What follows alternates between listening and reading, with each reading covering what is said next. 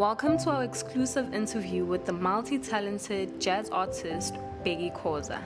His musical journey is a rich tapestry of influences, beginning with his grandmother who instilled in him the traditions of Zulu music and played the Jewish harp and harmonica.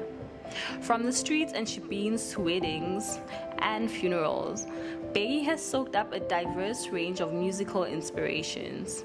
His influences span continents from South African artists like Philip Tabane. In 1995, Bheki released his album Asambi, a collection of original compositions frequently played on Radio Metro and SAFM.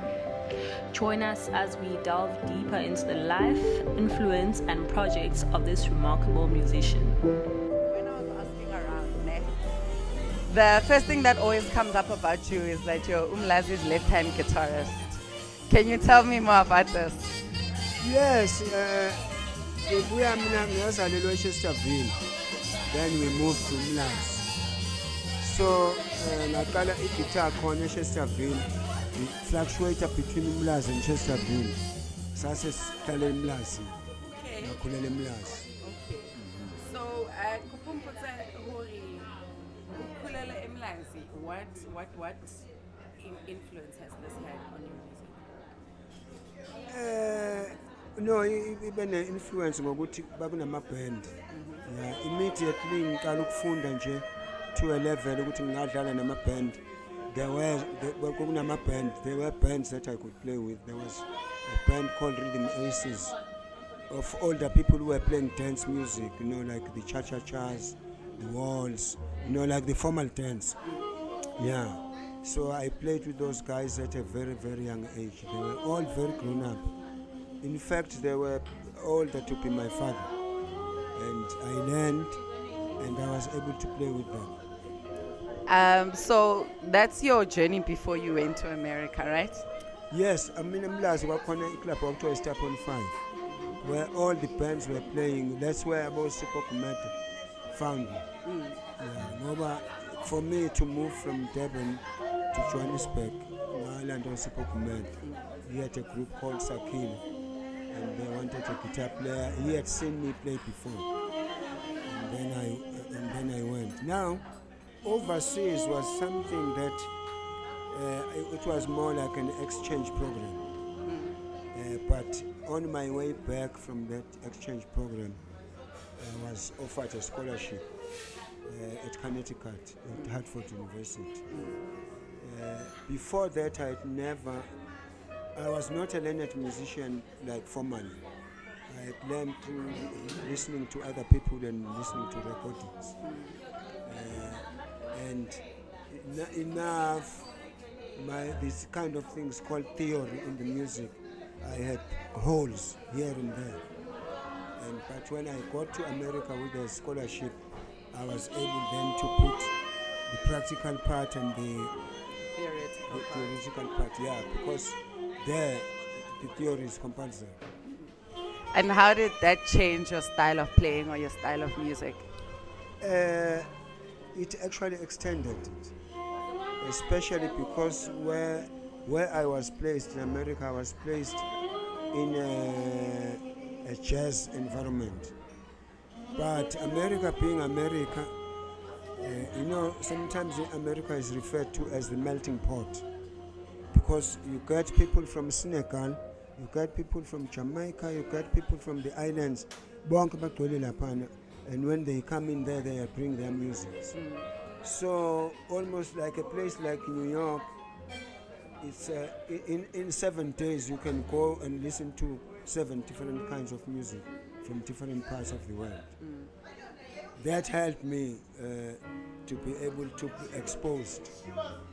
In fact, some of the African musicians, like Yosondo, Ishmael No, Papa Man, I never heard about them when I was before I went. And they're from here with you. Yeah, and when I got to America, guys were saying, let's go and listen to Papa Man. I said, who's Papa Man? Because South Africa did not bring those musicians yet. Yeah, so they were known outside, and it took time before some of these musicians from as you know, with South Africans, is Babuya Africa. So it took time with I remember a singer like Omasengai, when she played at the Arts Alive. She was playing at the Gerrard Square. People didn't know who she was. I fortunately had seen her at a place called B.O.P. in New York, and I knew. But when she played here, people they couldn't identify with the music. They didn't know her.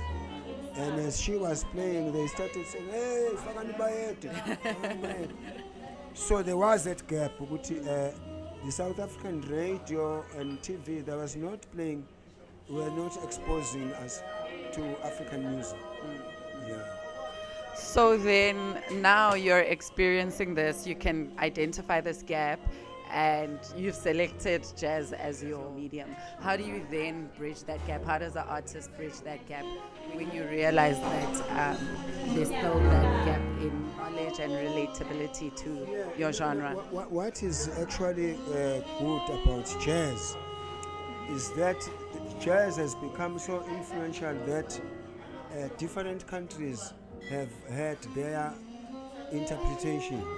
So with me, I became very aware that where I come from, what is my sound. I studied the sound through recordings, very earnestly, and then I mixed jazz, which is expression, and the techniques with that. So that's now what I'm playing. Sometimes when I play some shows, it's called Maskanda / jazz, because I decided earlier on that I am not going to be playing music where you are not able to express yourself. After playing the theme, you've got to I must express, and then I utilize the language that I come from to be able to fit, so that I'm playing jazz but Afrocentric. And over the years then, that style, how has it developed, or how has it informed the music that you've since created? I have a degree in music, which took me 2.5 years. As opposed to the long 5 yeah, years. because some of the things I could already play. And also the way I got the scholarship, Jackie McLean, saxophone player, passed away. He found me playing on stage, and he thought I was coming from some university. And when he asked me which university you come from, I said, I never set my foot at the university. And then he gave me a scholarship.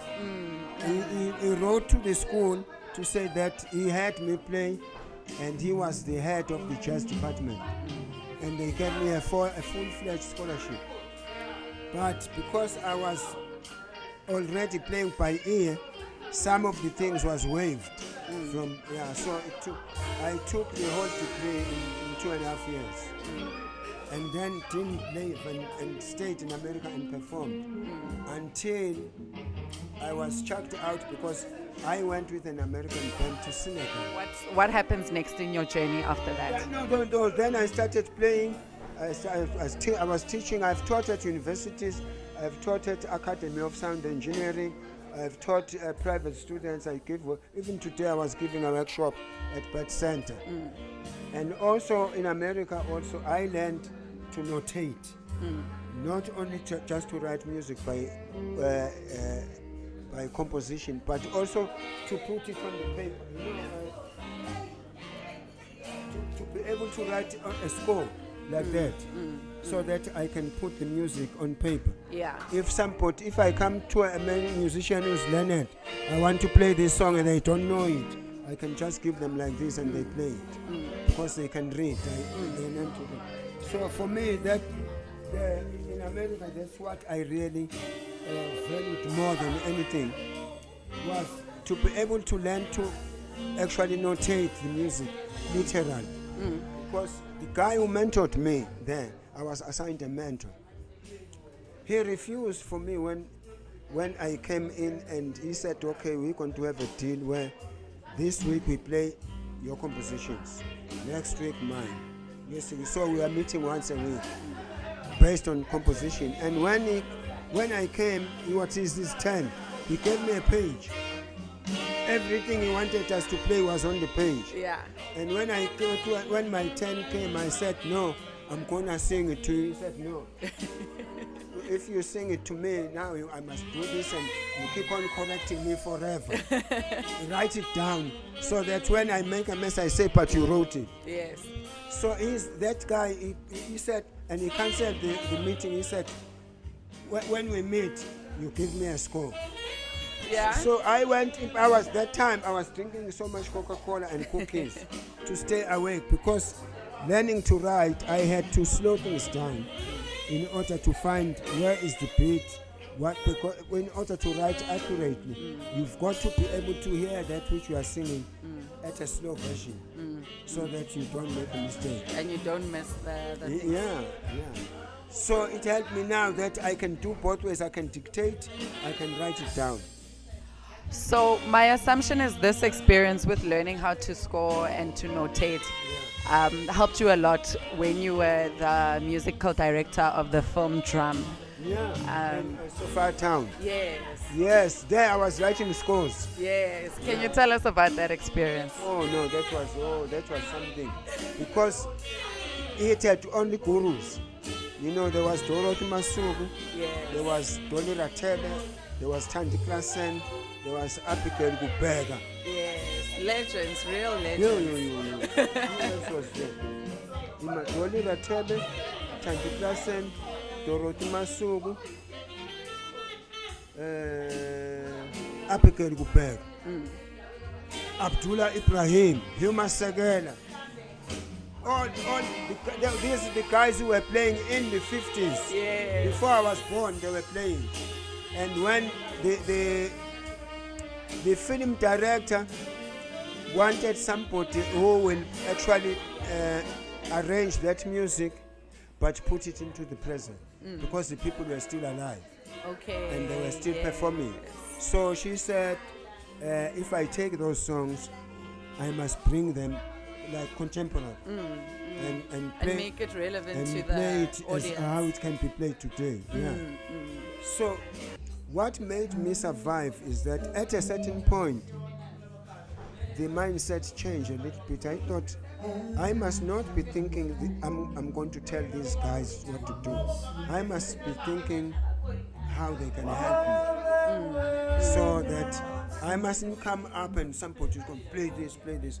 I'm going to come up and say, the songs go like this, what do you think? So, and utilize them. So when that thought came, I was able to take a class. Because at the end of the day, it's all about collaboration. I remember Hugh Masekela coming, and I was late in the rehearsal. And they were interviewing him. He says, no, I'm waiting for the music director. Even the music director is late today. So, and some of the songs we're doing, Hugh had recorded those songs in the 60s with a band called Jazz Epistles. But I was revamping them and putting some hip-hop beats behind them. Yes. Jonas Gwangwa also was playing with that band. So I had now to direct them. Yeah, but my attitude was, they must help me. Yes. I'm not coming to tell them what to. I'm just bringing the song. Whatever they go, I run and write it out. Yeah. But it was so stressful. One day I left. I came in the house, and I left my guitar on the pavement. Yes. I thought I was coming back to fetch it. You and completely I went forgot it. When I got up, the door is open. The guitar is outside. I said, how did this happen? The stress that was there. Yeah. And now, after the fact, now that you've gone through the experience and the film has been released, how do you look at that body of work in hindsight? Man, that's right. You know what? Now, a lot of people have passed. What I really want to look at now is that I wish to look at the behind the scenes, because everything was under camera. The rehearsals. So there's a lot of material that did not make it into the film because the film was shot live. So some of the songs didn't make it, but there's all this thing, rehearsals and the argument. We're sitting. Tete Mbambisa has just got his doctorate in piano player from. Also in America, another thing I learned is to play piano. Because I realized if I have a band, I'm using the guitar. Sometimes I want the piano player to play something and I can't show it. So I had to take piano lessons there.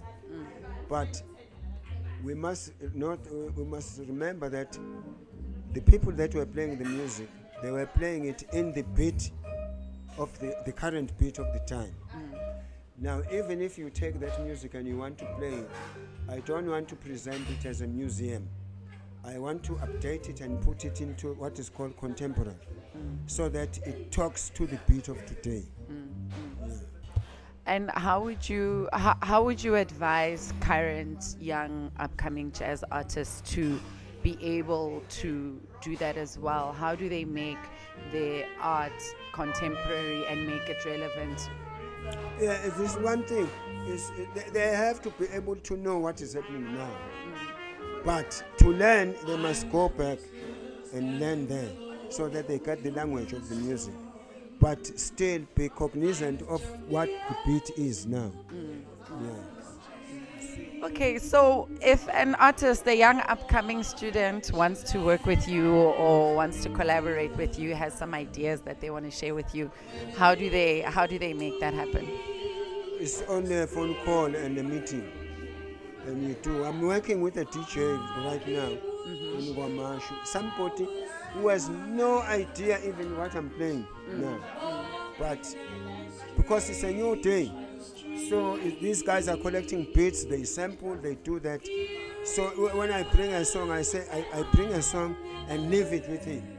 And he does the DJ thing. He puts the beats, and then I come back, I say, okay, this is working, we talk. And also he gets to appreciate, if there's music, it's like this. So that it's not just samples. Yeah. So I'm very much open to be working with younger musicians. So, and this is younger musicians, not just jazz artists, not just jazz musicians, but across the board. Yeah, as long as it's music. Yeah. Okay, no, that's